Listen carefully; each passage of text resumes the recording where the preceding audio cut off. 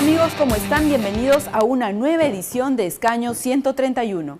Según la encuesta permanente de empleo elaborada por el Instituto Nacional de Estadística e Informática, se estima que solo en Lima Metropolitana existen 360.000 personas buscando empleo. En el programa de hoy vamos a analizar la situación laboral en nuestro país. Tendremos como invitados al ministro de Trabajo, Daniel Maurate, y al congresista José Urquizo. Lo invitamos a acompañarnos en Escaño 131 luego de la pausa. Volvemos.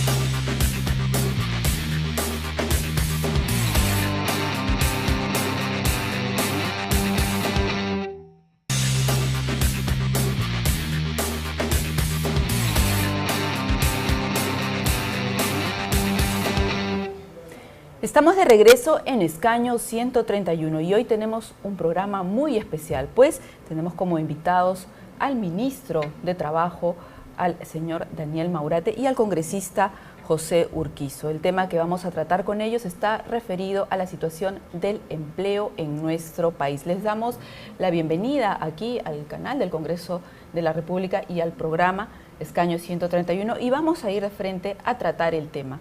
A nivel de Latinoamérica, el Perú está visto como uno de los países que ha logrado mantener su economía.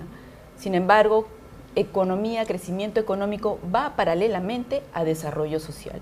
Y esto se podría medir a través de los indicadores de empleo. ¿Se da esta situación en nuestro país, señor ministro? Sí, mira, el empleo en el Perú se ha expandido, ¿no?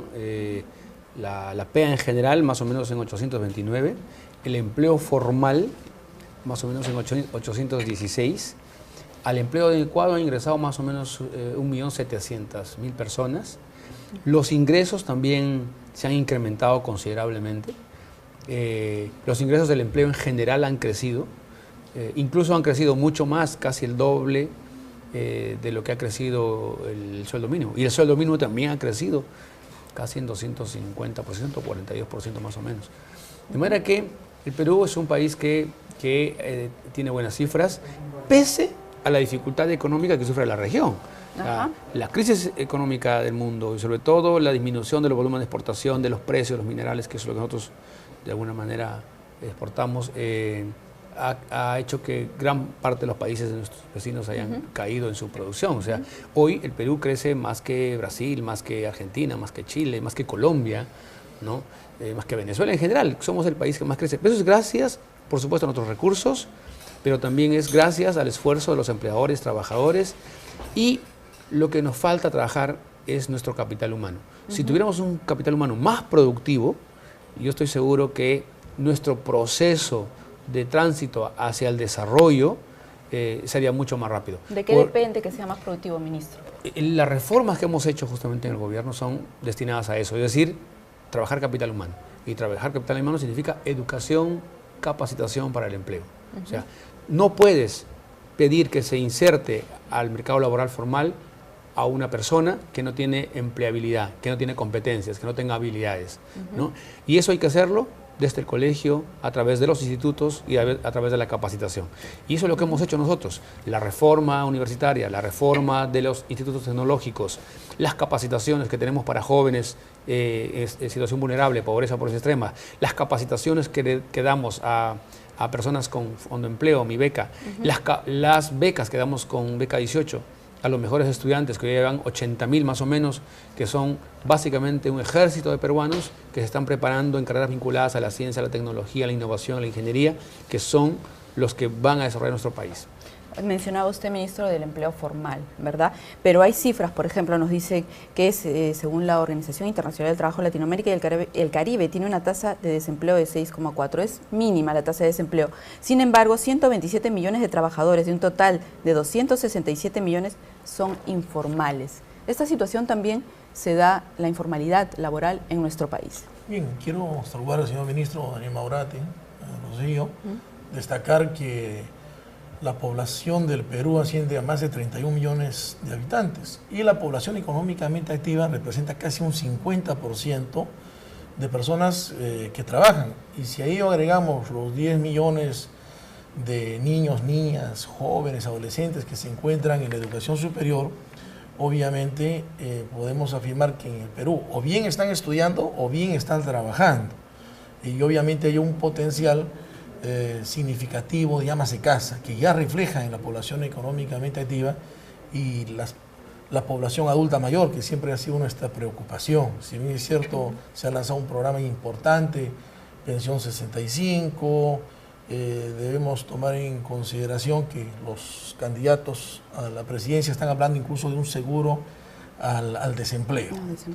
Entonces las tendencias se orientan a promover el empleo en el país y sobre todo debo señalar que según la estructura del PBI, ante la caída del precio de los minerales, la desaceleración que sufre el mundo y que obviamente es global, que ha tenido serias implicancias en el país, sobre todo en los gobiernos locales y regionales que han visto reducidos sus canon y regalías, debemos destacar que han aparecido nuevas fuentes de empleo, nuevas actividades que han sido fortalecidas ante la caída de la minería, como es el caso de la metalurgia, el turismo, la gastronomía y sobre todo las actividades agropecuarias, de manera muy especial la agroindustria, que están generando, sobre todo en el ámbito agropecuario, que el 25% de la fuerza laboral en el país esté dedicada a la agricultura.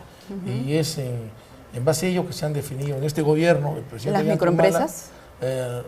Un régimen especial para las cooperativas, por ejemplo, dedicadas al café, una norma que dio el Congreso de la República para habilitar la doble acotación, temas de carácter tributario que fue resuelto. Pero tenemos una compleja y dispersa legislación laboral en el país, ¿no? Diferentes regímenes laborales, todo ello obviamente va a merecer en el futuro un consenso de parte de la representación parlamentaria para, en coordinación con el Consejo Nacional del Trabajo y el sector, poder dotar al país de una nueva ley general del trabajo. Sin embargo, hay avances, ¿no? La ley general del teletrabajo, ya reglamentada por este gobierno, la ley de servir, que ha sido fortalecida en muchos aspectos por el Tribunal Constitucional en su reciente sentencia. Lamentablemente la ley del empleo juvenil fue mal entendida por cierto sector de la población. El Parlamento se vio obligado a derogar una ley que incluso ya había sido aprobada, impulsada con financiamiento. Y quiero destacar que estamos a puertas de aprobar la nueva ley de la educación superior, que justamente guarda concordancia con lo señalado por el ministro Daniel Maurate, ¿no? En el sentido de fortalecer la educación superior, y lo propio está haciendo SUNEDU a nivel de las universidades. Pero también quiero destacar que el Ministerio de Trabajo tiene un programa de certificación, porque seguramente no todos van a tener tiempo para estudiar, sino ya en la cancha, en el trabajo, son especialistas, pero lamentablemente no tienen un diploma. Y a través de este programa Impulsa Perú se está dando esta certificación a mucha gente que domina, que tiene años de experiencia, pero lamentablemente no le dieron un certificado. Sí, congresista, vamos a hablar ampliamente sobre el tema de la legislación lograda hasta el momento y la pendiente también. Sin embargo, quisiera retomar el tema de la informalidad laboral, porque según la información que se nos ha dado a toda la ciudadanía, se ha registrado 25.000 millones de soles en evasión tributaria, producto de la informalidad. Sí. Además, con el consecuente perjuicio laboral, porque no se respetan los derechos laborales de los trabajadores, no tienen derechos laborales los trabajadores, versus el subempleo. Tratemos específicamente, comencemos por el tema de la informalidad laboral. ¿Qué mecanismos se deben promover para lograr la formalización de las empresas? Sí. Bueno, hemos avanzado en formalizar el empleo. Nosotros lo subimos en 25% más o menos el empleo formal, ahora está en 27,2%, pero por supuesto nos hubiese gustado avanzar mucho más. Creo que hay un gran componente cultural en el tema de la formalización. Mucha gente piensa que ser informal es un buen negocio, sacarle la vuelta, no pagar impuestos, entonces eso significa mayor ingresos, y eso realmente no es verdad. Ser informal significa pensar en pequeño, ser informal significa estar escondido, ser informal significa no poder vender al Estado, que es uno de los principales compradores de bienes y servicios. Ser informal significa que nunca vas a poder exportar. Es decir, ser informal realmente es pensar en pequeño. Pero hay gran población en el Perú que ha decidido su vida en la informalidad. Así es. Pero ¿cómo revertir esta situación? Hay que revertirlo educando, saliendo, sacando el Estado a las calles. Y eso es lo que estamos haciendo. Nosotros tenemos un programa que se llama Formalízate Ahora, ¿no? Entonces sacamos todos los servicios del Estado a las calles, ¿no? La primera feria lo hicimos en Gamarra, ¿no? Y es decir, todos los servicios vinculados a la formalización al alcance de la gente. No sé por qué la población, o mejor dicho, sí sé por qué, la población no va mucho a los ministerios, porque están diseminados por varios sitios, a veces la atención es fría y a veces la gente siente que los edificios estatales no son amigables, entonces no van, ¿no? Entonces para eso nosotros hemos juntado todos los servicios y hemos sacado a la calle. El ministerio va a la calle, va a encontrarse con la gente y lo que estamos haciendo es difundiendo los beneficios de la formalización, haciéndoles ver a la gente y a los empresarios que formalizarse es pensar en grande, que los emprendedores que comenzaron de más abajo, que comenzaron vendiendo polos en Gamarra, por ejemplo, en las pistas, en las veredas, hoy tienen grandes empresas porque decidieron la formalización. Si esos señores si hubiesen quedado en la informalidad, hasta ahora seguirían con sus plásticos y vendiendo polos en las veredas. Decidieron la formalización y exportaron, pagaron sus impuestos, crearon empleo formal. Así es. Es importante la parte cultural, dar a conocer los programas, el conocimiento, la difusión. Nosotros ya tenemos en atenciones más de 20.000 personas. Y te cuento así en breve, en 30 segundos. Cuando el funcionario que veía formalización en el ministerio tenía así de informes sobre formalización. Y le digo, ¿cuánto formalizaste? Bueno, nosotros somos área técnica, no formalizamos. No. Mira, tienes que salir a la calle a formalizar. Porque si nosotros tenemos una dirección de formalización y no formalizamos, no estamos haciendo nuestro trabajo. Así que vamos a ir a la calle y salimos a la calle. Hoy ya hemos atendido más o menos 20.000 personas. Gran parte de ellos ya han entendido que formalizarse es fácil. Hoy día sacar el RUC, sacar la clave SOL, es por internet. No es un trámite complicado. No es un trámite donde tienes que ir a cada ministerio. Y eso tenemos que comunicar a la gente para que entienda que formalizarse no es tan complicado como parece. El costo laboral de las pequeñas empresas es, por ejemplo, 6%. No es tan grande. O sea, hay mucho de información inadecuada, mucho de campaña en esto y mucho de cultural, ¿no?, en ese tema. Y yo creo que eso tenemos que superarlo. Pero hay que salir. El Estado tiene que salir, los ministros tenemos que salir a explicar que es importante formalizar. En un pueblo que fui justamente para difundir el Formalízate Ahora, el alcalde me estaba pidiendo una cantidad de millones para sus obras, pero en ese pueblo la informalidad superaba el 80%. Y le dije al pueblo, y le dije a la gente, el alcalde pide tantos millones para hacer las obras de infraestructura, el saneamiento básico, y sin embargo aquí el 80% de la gente va de impuestos. ¿De dónde sacamos el dinero?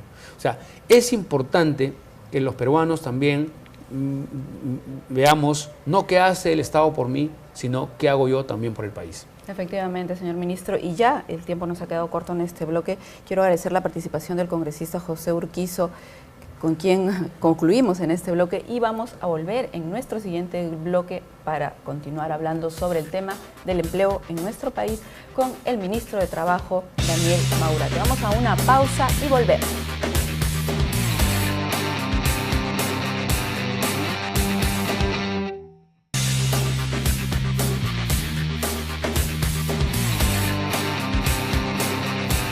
Estamos de regreso en Escaño 131. Contamos con la grata presencia del ministro de Trabajo, Daniel Maurate.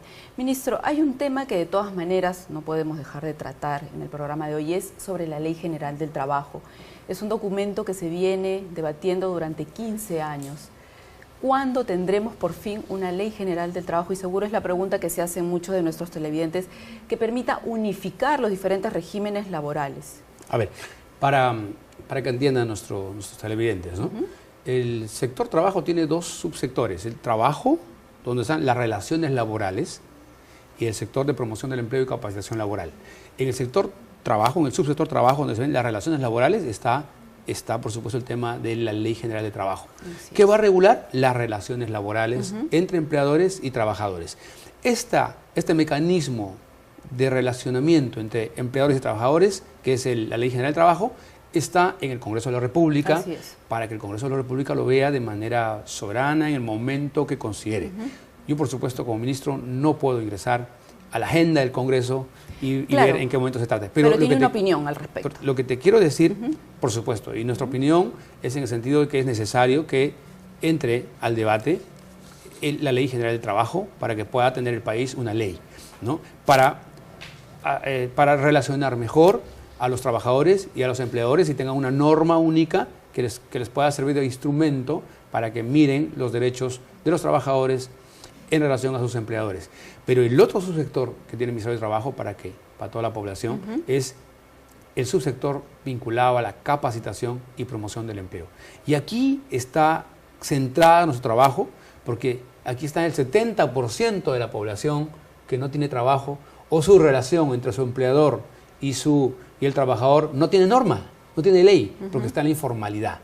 Por eso es que nosotros le hemos puesto toda nuestra atención en este sector de la promoción y la capacitación. En el subsector trabajo hemos impulsado mucho el tema del diálogo social. Está muy activo el Consejo Nacional del Trabajo. Estamos dejando para la próxima gestión un Consejo Nacional de Trabajo muy fuerte, donde por supuesto hemos discutido, pero con mucha altura. Yo tengo que agradecer y felicitar aquí a los representantes de las centrales sindicales, la CGTP, la CUT, la CTP, la CAT, a los representantes de los empleadores, CONFIEP, Sociedad Nacional de Industria, Cámara de Comercio de Lima, ADEX, por su comportamiento extraordinario en este espacio de diálogo social que se llama el Consejo Nacional de Trabajo. Eso quizás ha permitido que durante el 2015 y en los meses que vamos del 2016 no hayamos tenido conflictos laborales en las calles, ¿no? Ahora, esta herramienta del diálogo social y del Consejo Nacional del Trabajo, por supuesto, es una gran herramienta que va a usar, estoy seguro, el próximo gobierno, porque cuando el diálogo se ausenta, entonces viene el conflicto. Cuando el diálogo se hace presente, el conflicto disminuye. Y es importante dialogar. Por supuesto, hay agenda pendiente, hay muchas cosas en que nos hemos puesto de acuerdo, en otras no nos hemos puesto de acuerdo. Hay agenda fundamental que seguramente va a ingresar en el próximo gobierno, pero lo importante es que esta herramienta, que es el Consejo Nacional del Trabajo, herramienta del diálogo social, está fuerte, está institucionalizado y las comisiones todas están activas y va a servir de mucho, estoy seguro, para la próxima gestión. Sí, ministro, usted mencionaba en el corte que tuvimos que su ministerio se le conoce como el Ministerio del Capital Humano, y dentro de este capital humano supongo que también están políticas inclusivas a favor de las personas con discapacidad. Sí, porque cuando miramos cuál es el rol del sector trabajo y promoción del empleo en los países que han alcanzado desarrollo, nos damos cuenta que la labor principal del Ministerio de Trabajo y Promoción del Empleo es el capital humano. En el Perú se identifica al Ministerio de Trabajo como el Ministerio de los Conflictos Laborales. Y eso hay que sacar de la cabeza a los mismos funcionarios y también de la población. Y cuando la gente ve al Ministerio de Trabajo, tiene que mirar también al Ministerio de Trabajo, que es el Ministerio de la Promoción del Empleo, de la capacitación, de la empleabilidad, en general del capital humano.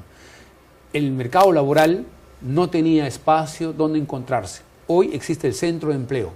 En el centro de empleo se encuentran los que buscan trabajo y los que buscan trabajadores. Es un espacio fantástico para que los empresarios y los empleadores que están buscando trabajadores se encuentren con ellos ahí, porque ahí todos los días van entre 1.300 a 1.500 personas viendo sus oportunidades laborales. El mercado laboral en el Perú era un mercado a ciegas, es decir, no existía información, no existía en qué carrera se gana bien, en qué carrera se gana mal, cuáles son carreras con demanda, cuáles son las carreras sin demanda. Hoy nuestro mercado de trabajo tiene iluminación, porque se ha construido un instrumento que se llama el Observatorio Ponte en Carrera, que ilumina el mercado laboral. Es decir, hoy un joven tiene herramientas para escoger su carrera. Y aquí una reflexión para todos los jóvenes y los padres de familia. Que no sea el acontecimiento de escoger una carrera hecho solo por los jóvenes y en el abandono, que sea con el apoyo de maestros y de padres. Hoy día el Perú tiene instrumentos que permiten iluminar y dan información para ese mercado laboral. Hoy, por ejemplo, en el Observatorio Ponte en Carrera, los jóvenes pueden ver si lo que quieren estudiar coincide con su vocación o no, porque es importante la vocación. Hoy los jóvenes pueden mirar en este Observatorio Ponte en Carrera si lo que van a estudiar tiene demanda o no tiene demanda laboral. Hoy los jóvenes pueden saber si lo que van a estudiar tiene retorno o no tiene retorno, es decir, paga bien o paga mal. Esto quiere decir que van ya a lo seguro. Exacto. Este instrumento va a resolver y va a ayudar a resolver varios temas. Uno es el tema de la alta inadecuación ocupacional de los jóvenes. Hemos heredado, ¿el subempleo también? Hemos heredado, por supuesto, está vinculado. Hemos heredado una alta tasa de inadecuación ocupacional de jóvenes porque hemos abandonado la educación por muchos años, por décadas. Hemos abandonado la capacitación, la empleabilidad de los jóvenes por décadas, ¿no? Y entonces los jóvenes no sabían a qué carrera ir y básicamente se guían de la propaganda de la universidad. ¿Y la universidad a qué carreras hace propaganda? A la que es más rentable para la universidad. Y hoy día gran cantidad de estudiantes están estudiando Derecho, pero la demanda laboral no va por Derecho. Así es, claro. ¿Y por qué enseñan Derecho a las universidades? Porque es súper rentable. 50 alumnos en un salón, un profesor y nada más. A veces no tienen ni bibliotecas ni laboratorios. Ayer estuve en TecSoup con el programa Mi Beca de Fondo Empleo. Qué fantástico instituto con laboratorios, con robótica, y ahí los chicos aprendiendo robótica, ¿no? Aprendiendo a ser buenos técnicos, que es lo que necesita el país. Esos técnicos van a ser muy demandados en el mercado laboral, van a conseguir chamba, incluso van a ganar mucho más de los que salen de la universidad, ¿no? Hoy en este Observatorio Ponte en Carrera tenemos información de cuánto ganan los profesionales salidos de las universidades o de los institutos. ¿Qué universidad o qué instituto coloca mejor a los trabajadores en el mercado laboral formal? Tenemos hoy día 860 institutos regados por todo el país, en casonas, sin laboratorios, que entregan un cartón que no sirve para nada. Todo eso tenemos que reformar y por eso estamos haciendo la reforma de la educación superior. Es un trabajo bastante complejo, el tema también de la educación superior, pero también hay una propuesta que planteó el congresista Jesús Hurtado para ver desde el tema de la educación básica regular y los colegios, ¿no? La educación dual, que es una forma también de preparar a los jóvenes para que se puedan insertar al mercado laboral. ¿Cuál es su opinión con respecto a esta propuesta planteada por el Parlamento? Nosotros impulsamos el sistema dual y estamos de acuerdo con todo lo que se pueda hacer para el sistema dual. Nosotros en el Ministerio de Trabajo estamos promoviendo políticas de sistema dual. Tenemos capacitación para jóvenes de pobreza y pobreza extrema con el sistema dual, con Bimbo. Acabamos de firmar un convenio con el gobierno suizo y Nestlé para el sistema dual. ¿Qué significa el sistema dual? La articulación perfecta entre la oferta formativa y la demanda laboral. De eso venimos hablando mucho tiempo y me alegra que ya algunos parlamentarios hayan tomado nota y estén presentando los proyectos. Y entiendo que hay hasta 2 o 3 proyectos vinculados al sistema dual. Ojalá que logre implementarse una ley. Ojalá que esto en el futuro sea una política de educación. No es tan fácil, no es tan fácil, porque es un tema también, de nuevo, cultural. Nosotros en el Perú sabemos que nuestra educación y la educación de nuestros hijos va a ser la inicial, la primaria, la secundaria, la universidad, ¿no? En el sistema dual es que desde los estudiantes en el colegio ya tú sabes a qué empresa vas a ir, porque la empresa se compromete a invertir en el capital humano. Nosotros tenemos dificultad para conseguir empresas que quieran invertir en este sistema dual, pero poco a poco vamos a avanzar. Es un tema otra visión cultural, es otra visión, Así es. pero poco a poco. No, miren, desde la ley se avanza, pero mucho más efectivo que la ley es convencer, reflexionar, ¿no? En el tema, por ejemplo, de la discapacidad, los empresarios al comienzo se opusieron porque pensaron de que era una forma de cómo cargarles personas con discapacidad, hacer sus unidades, sus empresas menos productivas. Conversando, dialogando, con ruedas de difusión y entendiéndonos con los empresarios, hoy día han entendido que una persona con discapacidad es productiva, que es leal al trabajo y que incrementa el clima laboral. Hemos encontrado una empresa que tiene 13% de personas con discapacidad en su planilla, superior al 3% que exige la ley. Igual en el sistema dual. En el sistema dual tenemos que convencer. Lo que se impone a veces por una ley no funciona bien.